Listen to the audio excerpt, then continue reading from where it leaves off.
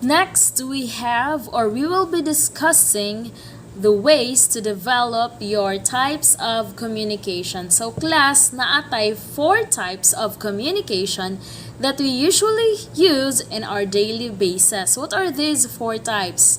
We have the verbal, non-verbal, visual, and written type of communication. Now, i-discuss nato na siya isa-isa on how we could develop those types of communication because dili lang man sa tibok natong kinabuhi, we will be using verbal communication. There are also times na dili jud malikayan na makagamit gud ta og non-verbal og written og visual kung kaya nato. Because insensitive to other people na sila mga impaired na ay mga visually impaired kanang dili sila kakita, so dili sila jud ana makagamit og visual communication, pero sa katong mga mga kaya na siya buhaton, so we are going to utilize those one as much as we can and depending on the situation. So let's start. The first type of communication is the verbal communication. This type is very common because mo jud siya ang kasagaran na ginagamit. Just like what I am doing now, I am using verbal communication. So it is a transfer of information through speaking or talking. Now, it is one of the most common types and we often use that one in presentations, video conferences, phone calls, and one-on-one conversations.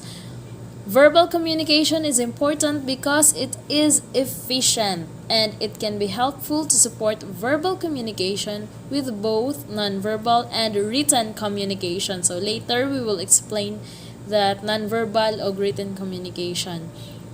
Again, verbal communication, when I say verbal communication, kanang ginaistorya.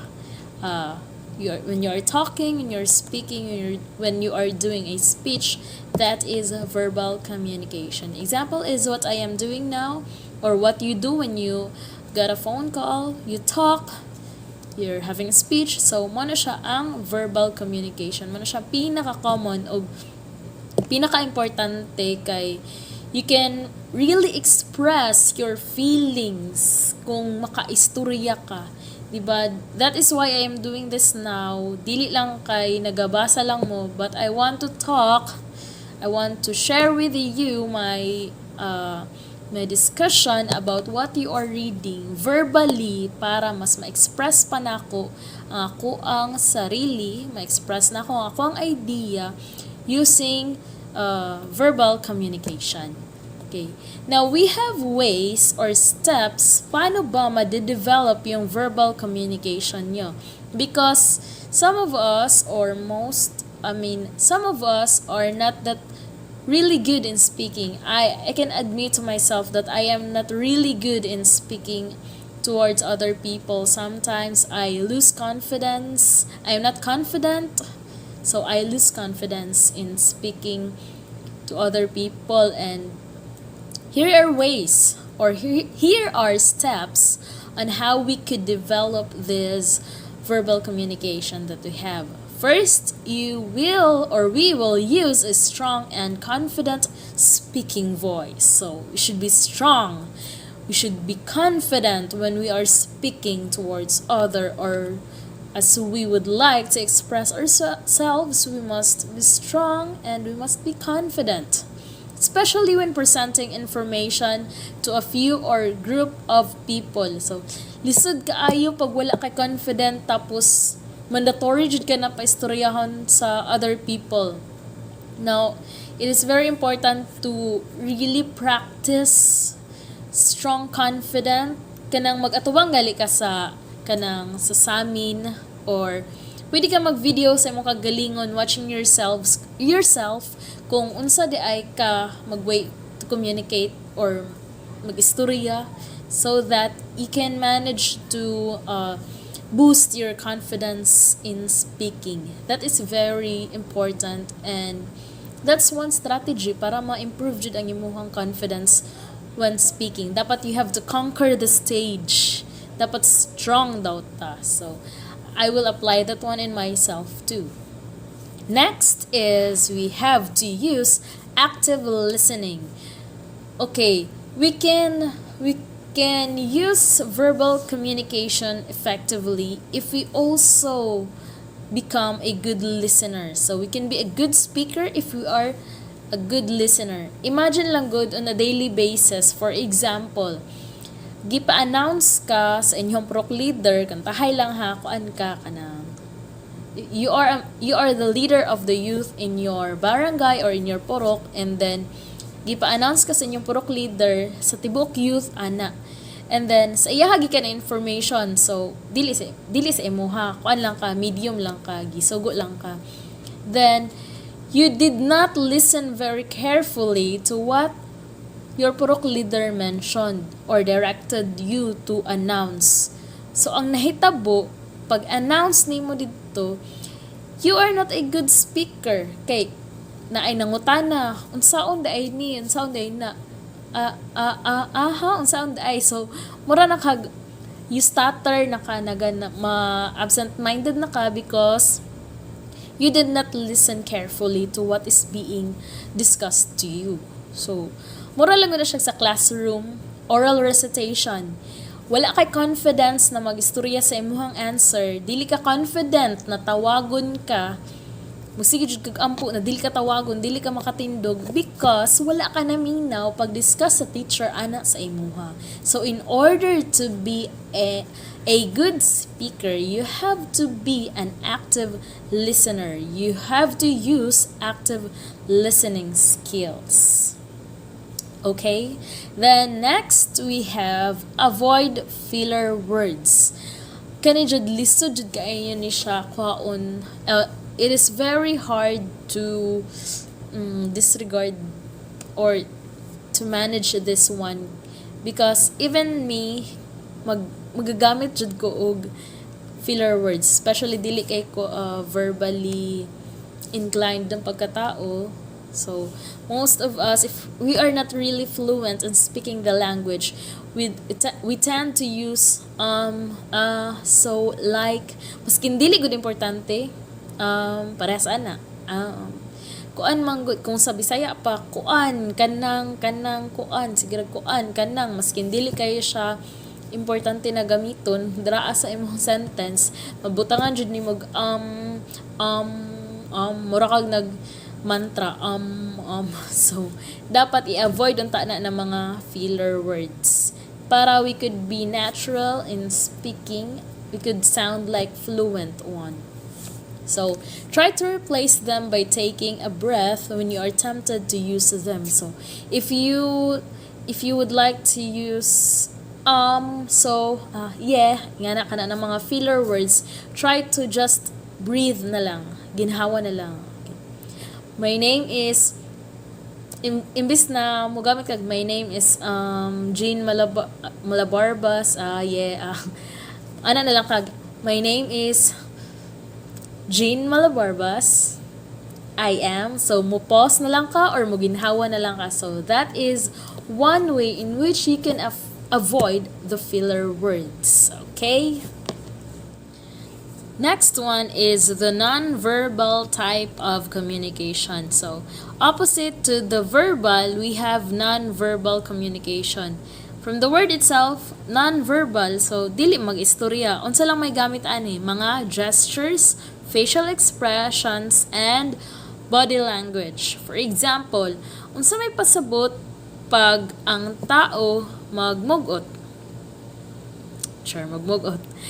That would probably indicate na wala siya nalipay. So, dili siya ganahan sa sitwasyon or na ay rason nga namugot siya, and that is opposite to happiness. So, ikaw na nagtanaw sa iyahan na nagmugot siya, sa ba nimong buhaton, musugot ba ka sa iyahan na malipayon or imuha sang i-adjust ang imuhang pag-approach sa iyaha. So, that is non-verbal communication. Usahay po, this non-verbal communication is what the deaf people, or those who have impaired in their hearing or speaking ability katong sila ng mga tao, so they use non-verbal communication katong mga sign language good nila katong sa mga kuan sa news gani na makita nato. So that is a great example of non-verbal communication. So we kuan na siya, common pud ni siya sa atua kay sometimes kaning verbal ug non-verbal magsabay na sila, just like what I am doing most of the time kana nagana-ana gali ko. Ang ako ang non-verbal na communication is ginasabay na ko sa kuang verbal communication. In that way mas maka-explain ko og tarong sa kuang self or sa kuang ginaistorya kay nagagamit ko og mga hand gestures. Dili jud na siya mawala sa ako class maskin kanang sa face-to-face learning gali na mo dati kay hilig jud ko mag-ana kay that is one way wherein I can express freely my thoughts or ideas. Now, we have here few steps that we can take to develop our nonverbal communication skills. First is to notice how our emotions feel physically. We have to be aware of how our emotions affect our physical ability or our body. For example, kung makulbaan ka, feeling nimo kay magsakit imong tiyan. So, naman siya ingana ng mga tao. For example, ako, kung makulbaan ko kay maglain jud akong tiyan. So, the next time around, kung naakay event or kanang naay certain situation wherein feeling nimo kulba kayo na sitwasyon, makabalo na ka na magdala na ba ka og tissue or magdala na kag tambal daan kay kabalo naman kasi mong kaugalingon na pag makulbaan baya ako kay magsakit akong tiyan. So I have to bring this one before going or doing something na makulbaan ko. Or for example, pag tensed kaayo ka, may balaan nimo na tense kayo ka kay kanang panington kag maayo. So that's an example of nonverbal lang gyapon na siya, mabilang gyapon na siya sa nonverbal kay pag makitaan sa tao na tense kaayo ka is singoton kag maayo. So kung kabalo ka na ana daay ka pag matense ka, the next time around is magdala na ka og panyo para at least dili kaayo ka or naalang gyapon kay poise sa maskin naka sa situation na tense kaayo ka nya aware man ka na pag matense ka kay singoton ka, so magdala na kag panyo the next time around kay kabalo naman ka unsay mahitabo. So that's one way of that's one step para ma-develop ang ato ang mga non-verbal communication. So next is we have to be intentional about our non-verbal communication. So let's have an intention on why we are doing our non-verbal communication. So dili ta mag sign language kay gara-gara lang or naatay purpose na bad. For example, kay naay nag-report unya effort na kay siya report tapos ana-anaalan nimo dito sa kilid or naanaalan nimo dito pangit to naanaalan nimo. So luoy ang tao, luoy ang discussant, luoy ang reporter na nag-effort tapos your intention is just to give negative thoughts sa tao. So if you have concerns kung dili ka ganahan sa iyang report, you have to be intentional. You have to raise your hand kung naa kay concern. So that verbal communication by raising your hand, nagpasabot na siya na naa kay gusto iingon. So if that is a concern or a comment, so you have to be respectful with that. So gamito nato ang atong verbal communication skills sa maayong butang. We have to be respectful enough because kung ano man ta na naman tay huna dili naman ta bata na magpatakara og gamit og mga sign language na mga bad. So kabalo na taan na unsa na siya. Okay, next is we have to mimic non-verbal communications that you find effective. Okay. Mimic non-verbal communications that you find effective.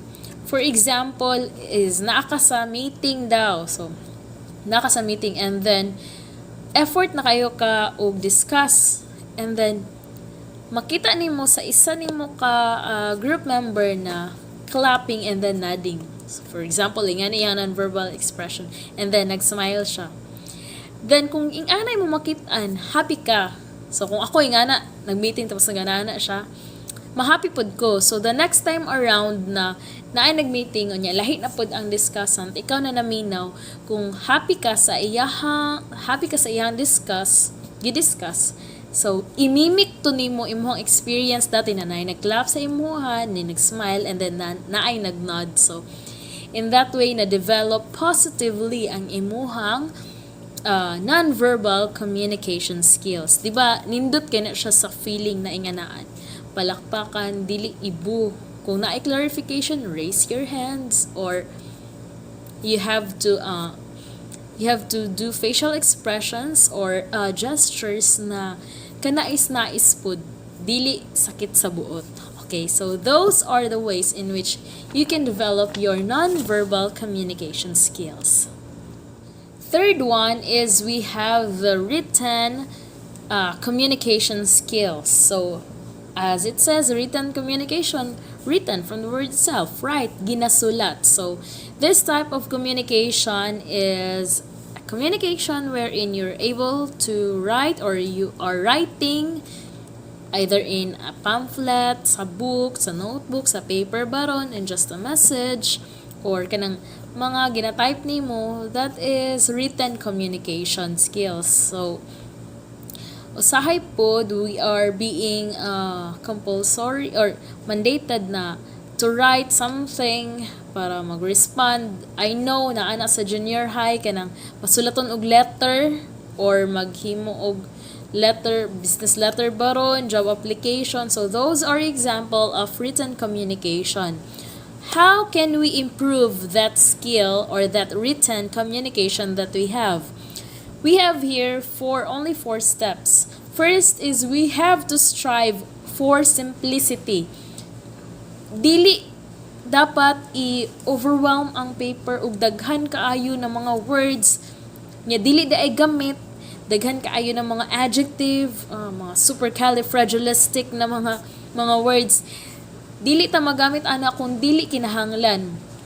As simple as possible. For example, sa job application, wala na sila nang inahanglan og kanang mga adjectives na profound na kaayo, kanang mga grabe na ng mga words, daghan na kay kag words dito, pero dili ay siya kinahanglan sa imong letter. So you have to be simple as much as you can. You have to be straight to the point. What is your purpose on writing that one? Is it for application? Is it for narrative only? For fun? So dapat simple as much as you can, because in simplicity there is beauty. So ana sila, not all of the time, dili na siya true to all, pero mas simple, mas okay. And I have to agree with this one. Next is we do not have to rely on tone. Don't rely on tone, because you do not want to have the nuance of verbal and non-verbal communications. You have to be very careful when you are trying to communicate a certain tone when writing. For example, kanang magsulat gud ka og excuse letter sa school. Mo na ka na, di ba naamon jud na to whom it may concern. Good day. Good day, ma'am and sir. Dili ka pwede mo ingon diretso na ma'am. Ano ka? Ma'am.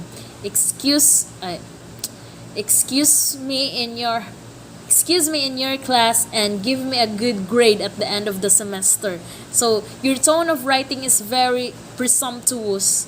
Dili ka dapat magingana. So depending on the situation, maskin unsa pa ka, dapat imuha jung ibagay-bagay. You have to be aware of what you are writing para kang kinsa na siya. So ang imuhang tone of writing dapat ibagay nimo kung formal ba siya, informal ba siya, kung kinahanglan siya joke, sige, pag-joke. Pero kung formal ganin na siya, teacher mo ang ka-istorya, teacher mo tagaan og letter, then you have to be very formal in your way of writing, in your way of communicating that one. Okay?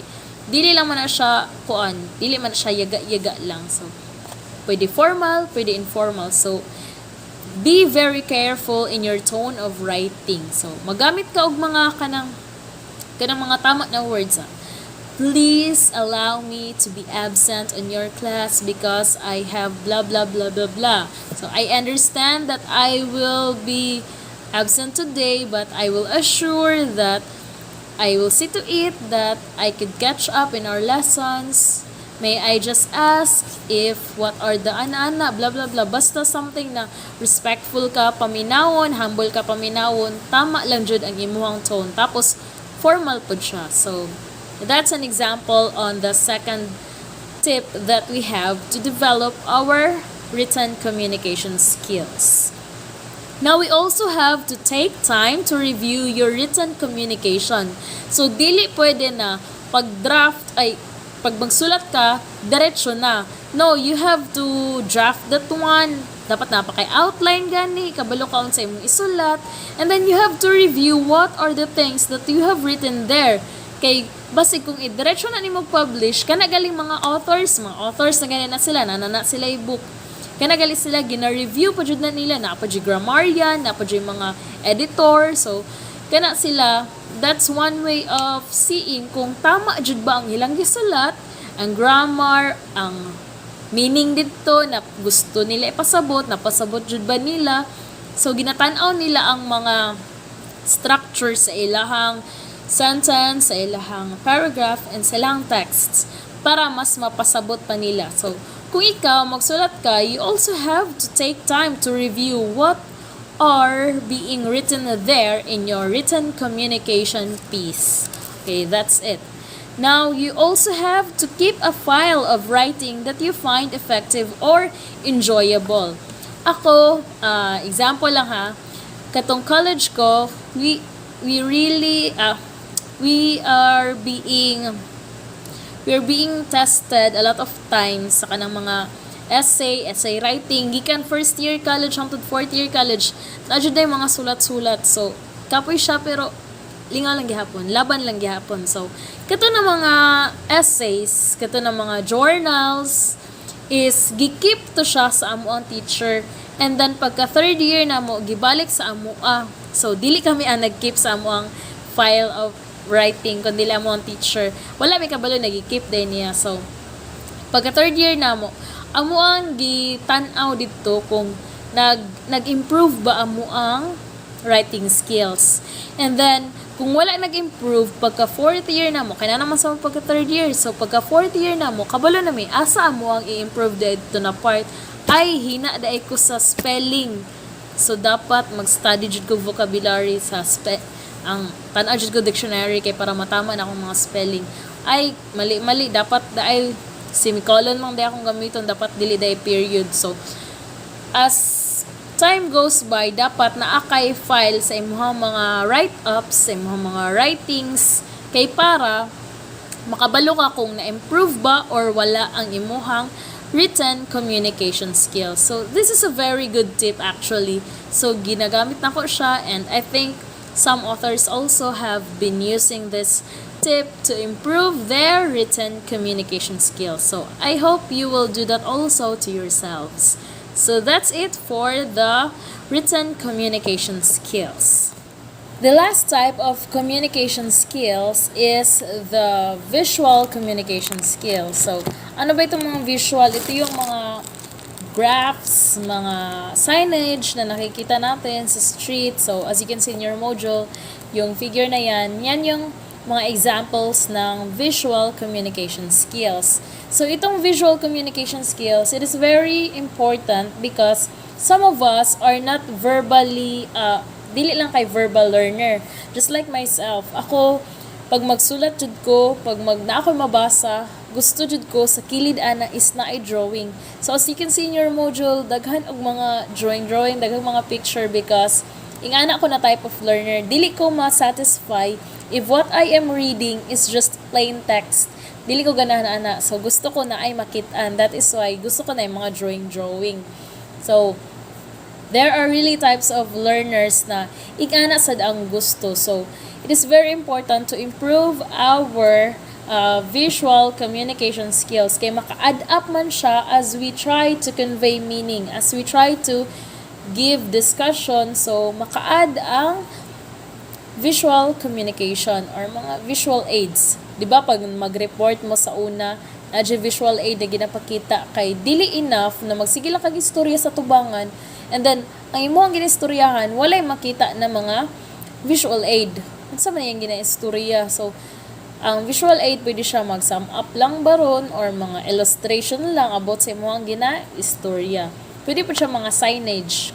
Parehas anang sa karsada na nakabutang na sa pedestrian lane, di ba, na yung mga na square, tas na yung mga tao na nagbaktas, nga na. So, that would mean na diraan na side kay na ay mga pedestrians, walking pedestrians. So, here are a few steps in which we can take to develop our visual communication skills.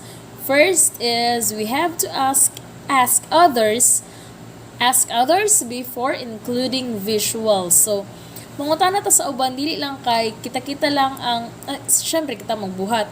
Pero ipatanaw na to sa uban kung, for example, sa classroom, nagbuhat ka visual aid, then gibutang nimo sa blackboard. Mao na kasi mong classmate.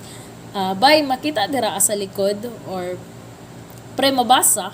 So, maklaro na flower ang ako ang drawing or mura na lang siya og circle dira, mura na lang siya og kuris-kuris.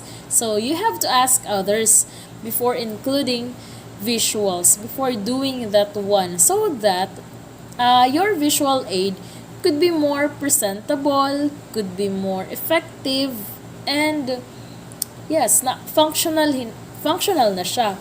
And kana pong magsulat sa kanang mga formal letters, mangutan na kasi imuhang kauban na okay lang ba butangan ako diri og picture kay murag para sa kuanindot siya pero para sa imuha okay lang kaya.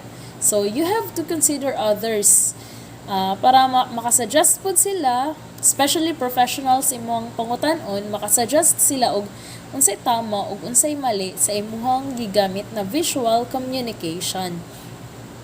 Okay, next is we have to consider our audience. Kung lang siya, related lang siya sa first na tip. So, be sure to include the visuals that are easily understood by your audience. For example, if you are displaying a chart, nakag-chart, tapos ang nasa chart is pie chart lang, and then walay label or mga numeric sign lang, 12%, 5%. So, ang imuhang viewers, imong listeners, maglibog sila, unsa may pasabot aning 12%? Gamay lang ni siya or dako ni siya. So, you have to complement or supplement the idea of what is being written there or showed there in your visual aid. So, dapat, you have to consider your audience. Dili man tanang audience or ang thinking sa audience kay dili man pareha sa imuha. O ako nakasabot man ko sa ako ang gisulat dira, bahala na mo masabot. So dapat dili ana, dapat nakasabot ko sa ako ang gibutang diri. So ako pong pasabot sa ilaha, unsay pasabot ana. So para kamong duha na ay understanding of meaning. So na ay sharing and understanding of meaning para mo take place ang communication. Dapat jud nimo na siyang i-develop. Okay, mao lang to siya for the visual communication skills. So that's all for today. I hope you guys have listened carefully. Unta nakasabot mo sa kung gusto ipasabot. Unta na ay communication na nag-take place sa ako ang video na gi-post karong adlaw. Ug if naa may concerns, if you have questions, concerns, suggestions, comments, bisag unsa pa na inyong gusto isulti, feel free to comment down. Basahon jud nako na siya. Feel free to message me. So, pwede ko ninyo email, pwede ko ninyo i-text, i-DM ko ninyo, private message ko ninyo, in any ways that you can communicate with me, tubagon ta mo kung sa inyong gusto, mahibal-an. Okay? So, now we already have defined what is communication and we have discussed ways to develop the different types of communication. Next meeting or next video, I will be discussing to you the process of communication and the next topic that is written there in your module. So, again, this is Ma'am Jean Malabarba saying that we must continue learning despite the challenges that we have. God bless us all and have a fun learning. Bye-bye!